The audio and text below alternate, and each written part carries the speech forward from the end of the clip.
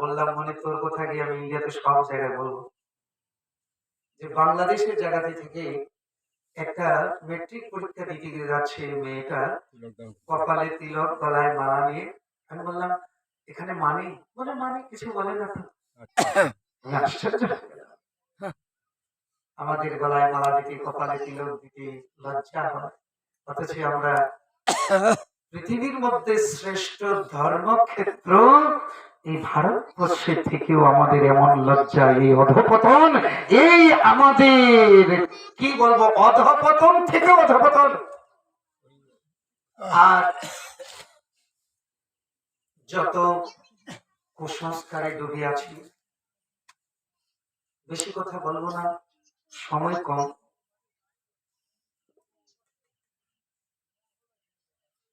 হরিনাম করতেই হবে, এটা সকলের কাছে অনুরোধ।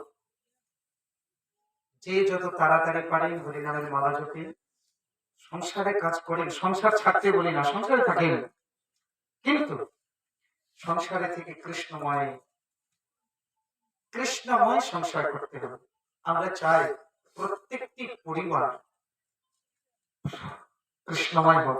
আজকাল হচ্ছেও, কিন্তু এই নরপতিতে আসতে পারি না, এটা একটা দুর্ভাগ্য।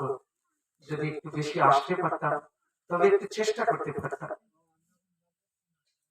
তবে যাই হোক, এটাও প্রভুর ইচ্ছা।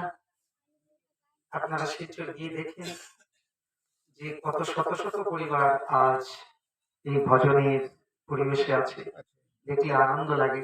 আজ থেকে 15-20 বছর আগে যখন হাঁটতাম, একজন মালা জপধারী তিলকধারী পাওয়া যেত না। এখন আপনাদের কৃপায়, মহাপ্রভুর আশীর্বাদে অনেকটা হয়েছে। আমরা চাই একটা সমাজ গড়ে উঠুক। এই জীবনে যত ভুল পথে আমরা গিয়েছিলাম, সেই ভুল পথ থেকে আমার কথা মতো না, গীতা ভাগবতের মতে যেন আমরা আসি। আমার কথা আপনারা মানবেন কেন? কোথাকার হরিদাস পালামি? গীতায় যা আছে, ভাগবতে যা আছে, তা কিন্তু আপনাকে মানতে হবে। তা যদি না মানেন, তাহলে আপনাকে ছাড়বো না। গীতার কথা, ভাগবতের কথা যদি না মানেন, আপনি যে কেউ হন, আপনাকে কিন্তু ছাড়বো না। এটাই আমাদের কথা। তবে হরিনামের আশ্রয় করুন। যে অবস্থায়, ছোট থেকে বুড়া পর্যন্ত, খাইতে শুইতে যথায় তথায় নাম লয়, দেশকাল পাত্র নাহি সর্বসিদ্ধি হয়। ভগবান বলছেন নামের মধ্যে আমি সর্বশক্তি অর্পণ করে দিলাম। নাম নাম নাম নামকারী বহুদা নিজ সর্বশক্তি স্তত্কার পিতা। ভগবান হরিনামের মধ্যে সমস্ত শক্তি নিহিত করে দিয়েছে। যদি কেউ ঘরে বসে হরিনাম করেন, আপনারা কি যজ্ঞ করেন? ঘরে বসে যজ্ঞ করেন না? তীর্থক্ষেত্রে যাওয়া সবার সম্ভব না। বলছি যদি ঘরে বসে হরিনামের মালা জপ করেন, তাহলে শ্রীমদ্ ভাগবতে বলছে আহবত সকচৌত গরিয়াম যজ্জিভাশ্রী বর্ততে নাম তিব্যম তপুস্তপুস্তে শুষ্ণ রাজা ব্রহ্মার চরুণাম ঘৃণন্তি যেতে। যার মুখে হরে কৃষ্ণ নাম নৃত্য করে, তার সমস্ত যজ্ঞ করা হয়ে যায়, তপস্যা করা হয়ে যায়, তীর্থ ভ্রমণ করা হয়ে যায়, তীর্থ স্নান করা হয়ে যায়, তার সমস্ত কিছু করা হয়ে যায় হরিনাম হরি কীর্তনে, কৃষ্ণ নাম উচ্চারণ হয়।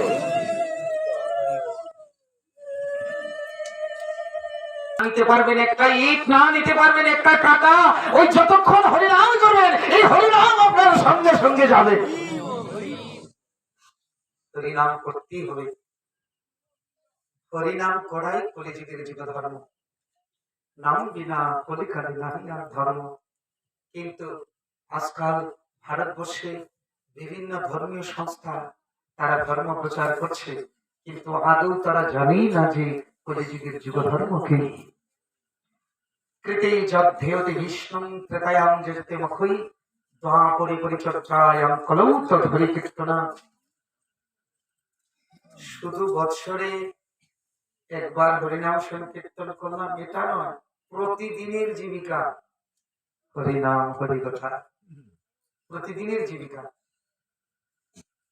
তাই যত তাড়াতাড়ি পারেন আহার শুদ্ধির দিকে এগিয়ে চলুন। হয়তো কেউ বলবেন ভোজনে ভজন নষ্ট হয় না। যদি কেউ বলে ভোজনে ভজন নষ্ট হয় না, তাকে বলবেন এটা কোন শাস্ত্রের কথা, আপনি প্রমাণ দিয়ে যেতে হবে। মহাপ্রভু বলছে, আচ্ছা সবকিছু খেলাম, হরিনাম করলাম, কৃষ্ণ পাব না? বলছে না। কে বলছে?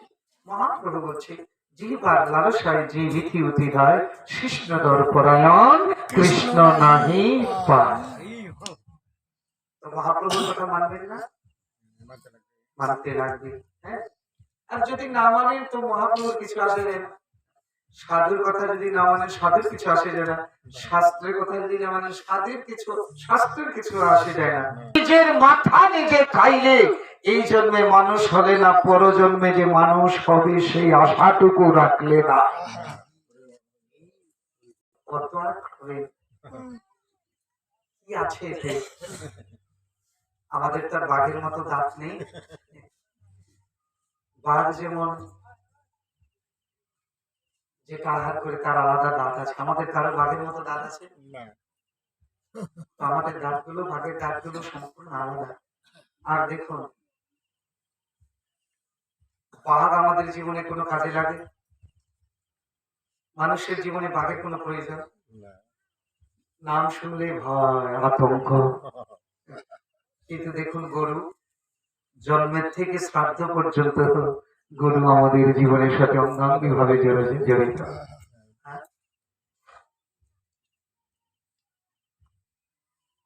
যে কথাটা নিয়ে প্রভুজি প্রথমেই বলেছিলেন, এই প্রসঙ্গে আরেকটু আমরা পুনরুক্তি করছি না, আরেকটু দৃঢ় করার জন্য।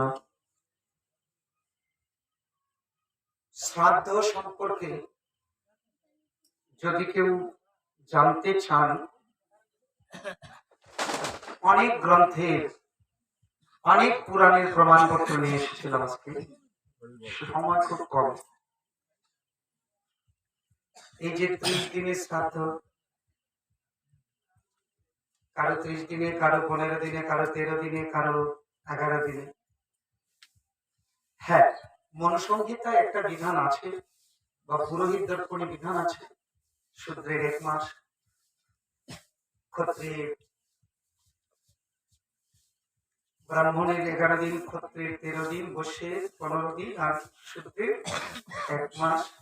এই সিদ্ধান্ত আছে একটা, কিন্তু এর মধ্যে মতানৈক্য আছে।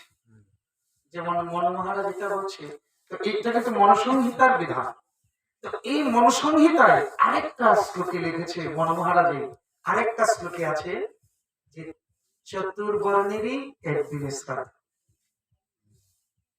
এই নিয়ে অনেক মতভেদ আছে, অনেক শাস্ত্রের প্রমাণ নিয়ে এসেছিলাম। শ্রাদ্ধ কাকে বলা হয়, শ্রাদ্ধের কত প্রকার, মৎস্য পুরাণের, বরাহ পুরাণের, মনুসংহিতা এবং